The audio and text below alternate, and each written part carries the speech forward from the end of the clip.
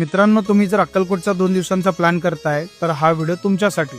पहिल्या दिवशी सकाळी अक्कलकोटला पोहोचेल असा प्रवास करा, ज्यासाठी महाराष्ट्रातील प्रत्येक शहरातून ट्रेन्स आणि बसेस मिळून जातात. आणि जर डायरेक्ट वाहन नाही मिळाले तर सोलापूर पर्यंत या. तिथून अक्कलकोट फक्त 30 किलोमीटर आहे, त्यामुळे 10 मिनिटांना एसटी बसेस मिळून जातील. अक्कलकोटमध्ये राहण्यासाठीच्या भक्त निवासांची माहिती मी आधीच्या व्हिडिओजमध्ये आणि या व्हिडिओच्या डिस्क्रिप्शनमध्ये दिली आहे, तर ती एकदा चेक करून घ्या. आता अक्कलकोटमध्ये बघण्यासारख्या खूप साऱ्या गोष्टी आहेत, ज्यात पहिल्या हाफमध्ये खंडोबा मंदिर, समाधी मठ आणि वटवृक्ष मंदिरचे दर्शन घ्या आणि अन्नछत्रामध्ये महाप्रसाद घेऊन थोडा आराम करा.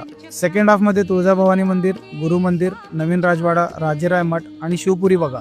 आणि शिवपुरीला मात्र सूर्यास्त व्हायच्या आत जा, म्हणजे अग्निहोत्राचा एक सुंदर क्षण तुम्हाला अनुभवता येईल. या सगळ्या प्लेसेसची पूर्ण माहिती मी आधीच्या एपिसोडमध्ये सांगितली आहे, त्यामुळे ते एकदा बघून घ्या.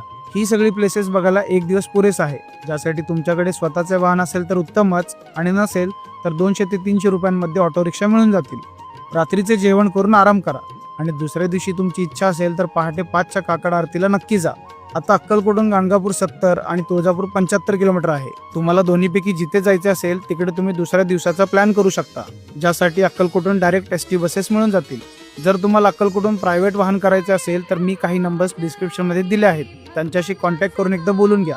तुम्ही जर तुळजापूरला जाणार असाल तर सोलापूरचे सिद्धेश्वर मंदिर पण नक्की बघा, कारण तुम्हाला रिटर्न जर्नीसाठी सोलापूरहून खूप सारे ऑप्शन्स मिळून जातील.